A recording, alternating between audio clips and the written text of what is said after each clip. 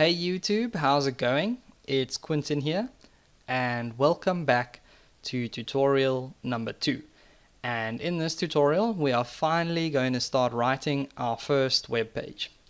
So the first thing we have to do is actually save an HTML file. So I'm going to go ahead and click save, and I've already got a specific place on my computer where I want to save mine, but you guys can save yours wherever you want. Okay, so just to keep everything tidy, I've got an HTML5 tutorials folder, and I'm going to save tutorial 1 in there. Okay, and because this is our first web page, let's say that this is our home page. And whenever you name your home page, or whenever you save your home page, you need to save it as index.html. Okay, and if you guys want to make sure that it saves correctly as an HTML file, then you can just go ahead on this drop down list and look for HTML, which is over there, hypertext markup language. Okay, so that's what HTML stands for, is hypertext markup language. So let's go ahead and save this now, and boom, okay, we've got our first our first HTML file. Now, because HTML is a markup language, what that means is that everything is written in these things called tags. Okay, and some people call them elements. Now, a tag looks something like this. So you go ahead and you type in the smaller than sign and the greater than sign, and then you type in whatever the tag's name is. So let's say, for instance, we had a tag that was called tag. Now, this isn't actually a real tag, but just for the purposes of explaining, that's pretty much what a tag looks like. And we usually have 2 of these tags. So we usually have an opening tag and then a closing tag.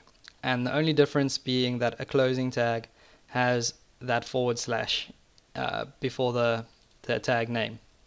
Okay? And what these tags would then do is mark up some bit of text in between here. So let's say I had some text here. Then these tags would be telling the browser how to show this text on the screen. Okay, so they basically these tags mark up this text. That's what they're there for. And we also get single tags in HTML, so we can also go ahead and they'd look like this, like tag, but then there'd be a closing / before the end of the tag. So we've got single tags and then we've got double tags, which you saw just now. Okay, but those aren't real tags, so I'm going to go ahead and delete those, and we can get started with writing some real HTML code. Okay, and the first thing we have to do whenever we start writing a web page is start off with something called the doctype tag. And what that does is declare what doc type we are using. So basically what version of HTML we are using.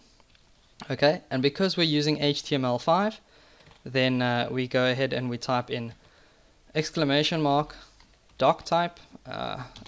I always put mine as all uppercase, but I think it works fine as lowercase as well. And then I go ahead and I type in the word HTML. Okay. Now, with previous versions, not versions, of HTML, okay, we used to have to type like some really long doc type element in here. But with HTML5, all we have to do is type doc type HTML, and we're done.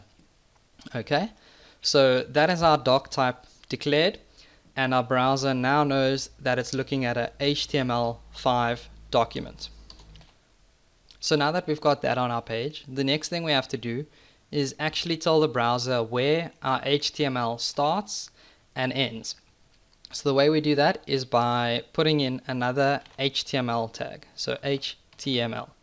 And as you can see, this one turns blue, and most of our HTML tags are all going to turn blue from now on. Okay, so that is where our HTML starts. And then we also have to put in an ending HTML tag. So I'm going to go ahead and end mine off over there. Okay, and this is known to most people as the root element, okay? Because all the other HTML code that we're going to type in goes in between these two tags, okay? So you're not going to put any HTML outside of these two tags, okay?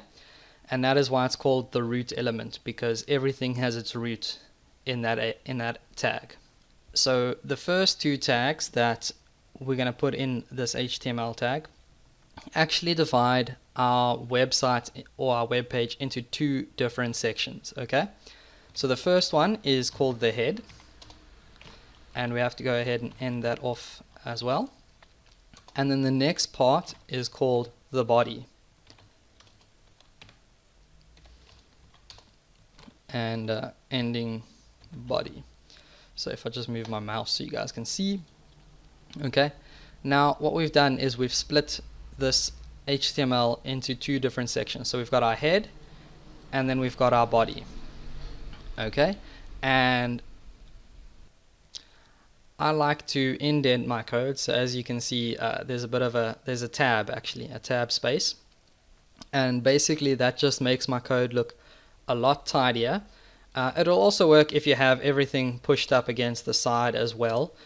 It's not going to make your code not work, but it does look a lot more tidy to have everything nicely indented like this, so I can tell exactly where my head starts and ends and exactly where my body starts and ends. Okay, so now we've divided our web page into two different sections, but we've done that for a reason, because inside the head, okay, this is where all of our background information for the website is going to go. So it's stuff that maybe the user doesn't actually see on the website, but it's just there to help the website work. It's kind of like the brains behind the website. So one of the things that we can put in our head is called the title, and if I can spell it right, title, and ending title. And what this does is like display the little bit of text at the top of the browser, in the top of the tab, okay? So let's go ahead and just put, this is my first web page, and I guess we can just leave the typos for now, okay? And the body, that is where all of the stuff that the user is going to see has to go, okay? So basically, if I just go ahead and I type in some text, or actually let's type in this, yeah, let's just type I'm in the body. So I'm in the body, okay? And if we save this now and we run this in Firefox, what we've done is we've just created our first web page. And as you can see, I'm in the body is displayed in the part of the website that the user is going to be looking at.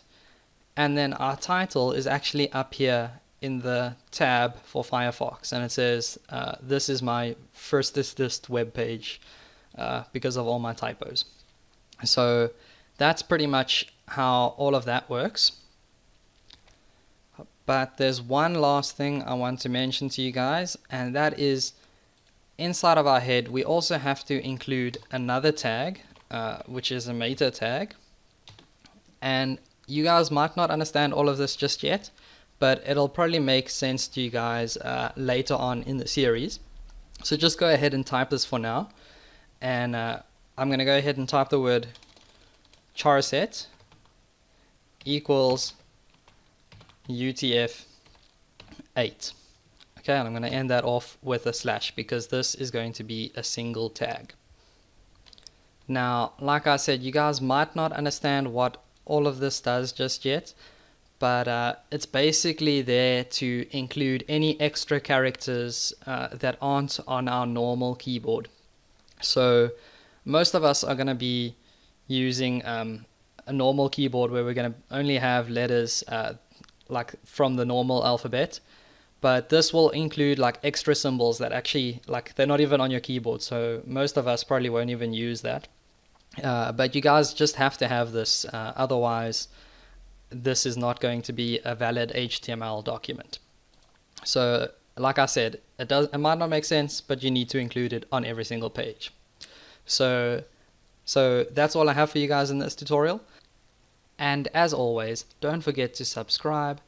Please feel free to leave a comment, give the video a thumbs up, or share the video. It's really going to help my channel grow. So thank you very much, and I'll see you guys next time.